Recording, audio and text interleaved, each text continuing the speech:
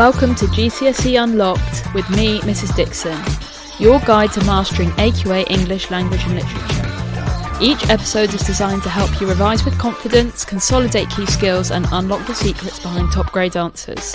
Whether you're tackling Shakespeare, analysing unseen poetry or perfecting your persuasive writing, this podcast will break everything down clearly, so you can walk into your exams feeling calm, prepared and in control.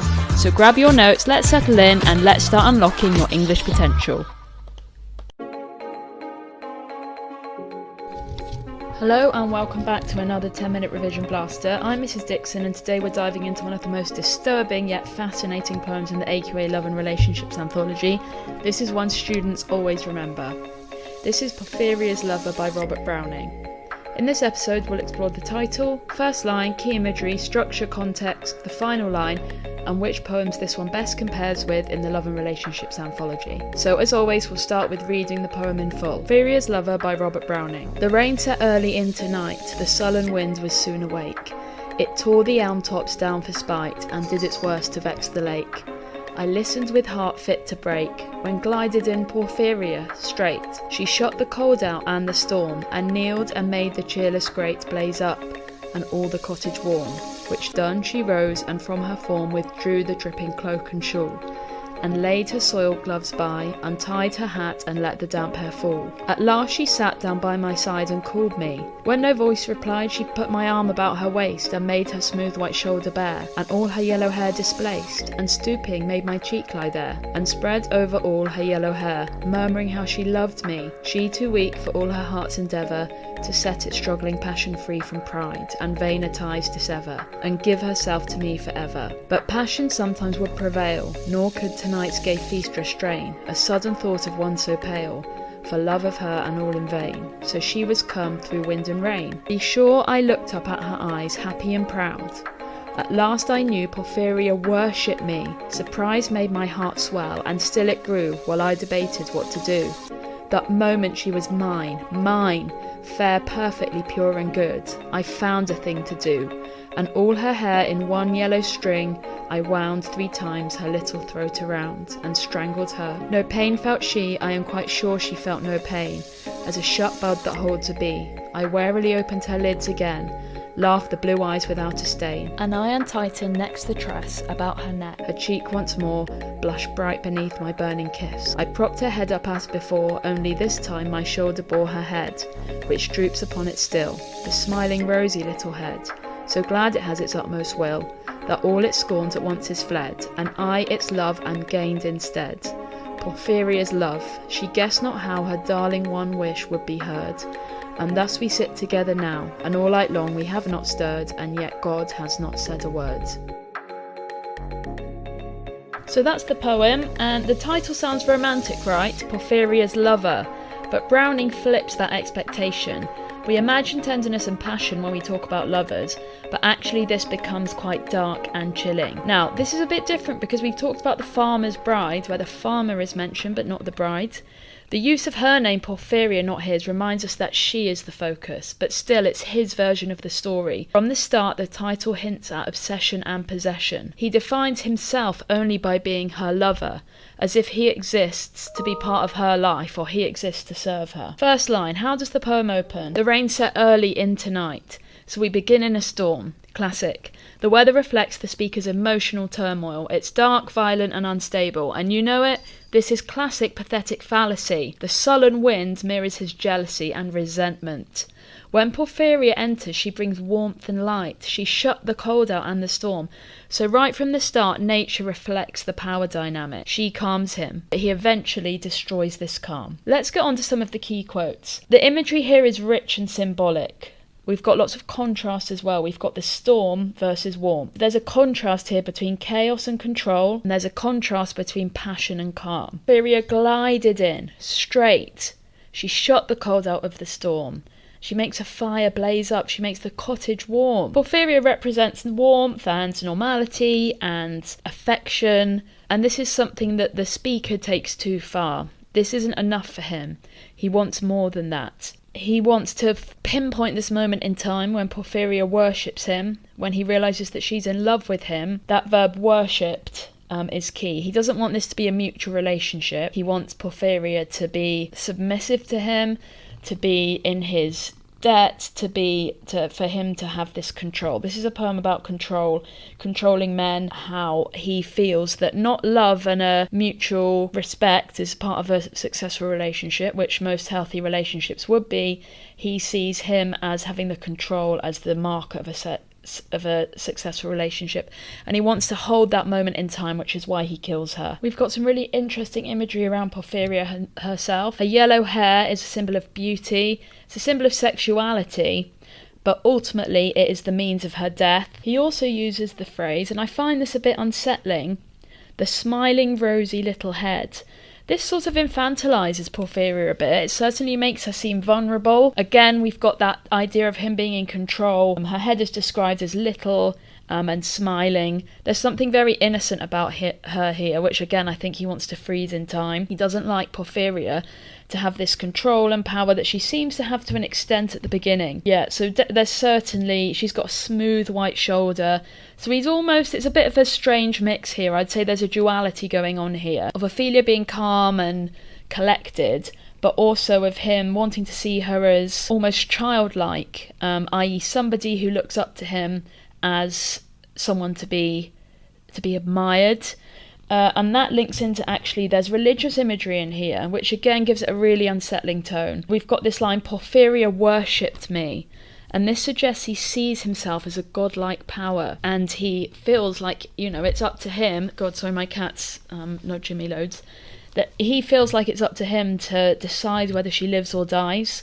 So he has a power complex here, and this is a very unreliable narrator. I'm sorry if you can hear my cat purring. My mittens, leave me alone.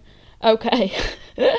So yeah, there's disturbing sensual imagery, I would say. Her smooth white shoulder bare, she blushed bright beneath my burning kiss. This shows how physical passion can quickly turn violent and controlling. So to own her body as a lover, to own her emotions as a lover, isn't enough for him. He wants every single part of Porphyria.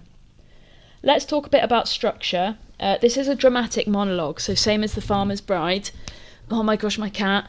This is told entirely from the lover's point of view, so we only hear his voice and not hers. So this is crucial. It's like The Farmer's Bride. They go together brilliantly. Her silence mirrors the power imbalance. We don't hear Porphyria's voice. It feels like she has a physical presence. She glides in, almost angel-like, with her yellow hair. She sets the blaze of a light in the fire, and she tries to cheer him up.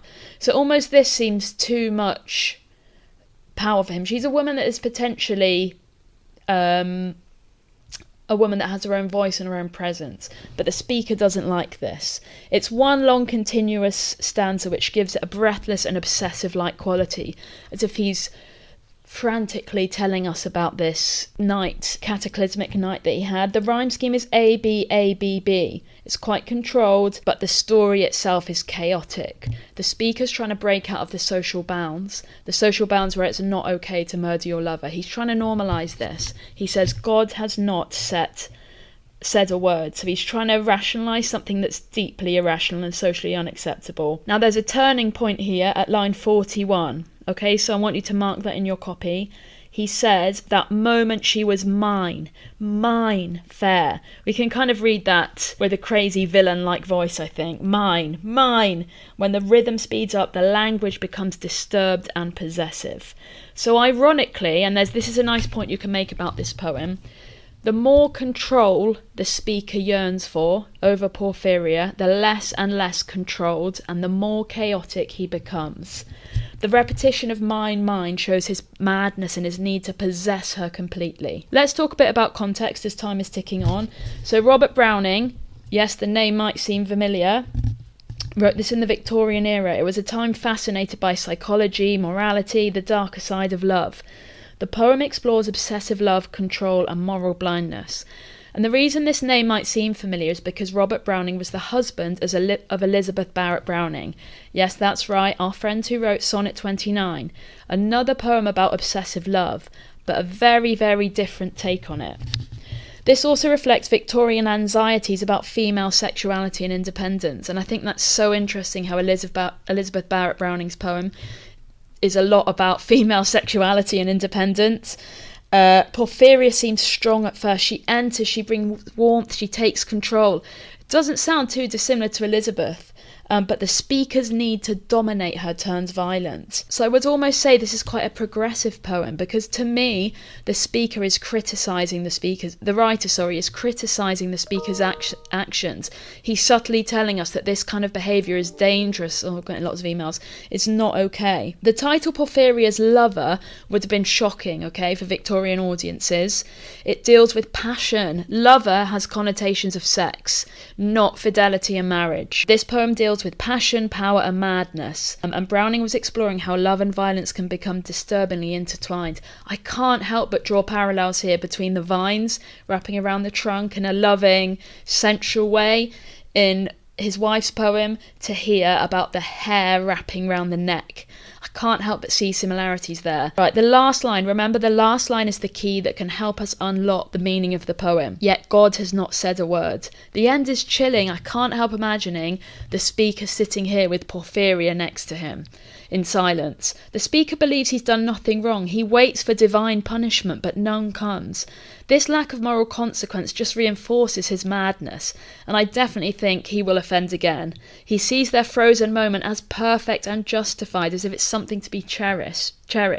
It's the ultimate act of control. He kills her so that she'll never change, never reject him, and never belong to anyone else. The last line is so uneasy, not because of what he's done, but because of what he does, what he thinks he's done is right. Although if we're going to use those words, perhaps, maybe, we could argue that he says God has not said a word. There is a sort of sense in him that what he's done isn't right, and he's wondering if he's going to be punished for it. So I think I need to start calling these 12-minute revision blasters, because I am going on for 12 minutes like the last one. Right.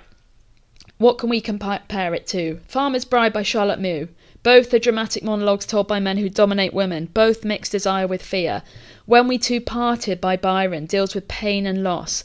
But while Byron's speaker mourns the separation, and I guess there's an element of acceptance, Browning forces togetherness through death, which is a pretty low last resort to cling to, I think, if you're worried about someone not wanting to be with you. Sonnet 29, I think I would love to write a comparison essay on these two. They contrast strongly. Sonnet 29 is about passionate love, but there's tenderness, there's mutual affection, not dangerous, violent obsession. So to wrap it up, Robert Browning's Porphyria's Lover is a chilling study of love, power and madness. Through vivid imagery, a tightly controlled structure and one absolutely disturbed speaker, Browning explores how passion can turn deadly when mixed with control and obsession. That's it for today's 10-minute revision blaster. Next time we'll explore Sonnet 29, I Think of Thee, where Elizabeth Barrett Browning shows the more romantic yet intense side of love. Until then, happy revising, and remember, sometimes the most dangerous place love can live is inside our minds. So keep working hard and keep unlocking those secrets of GCSE English.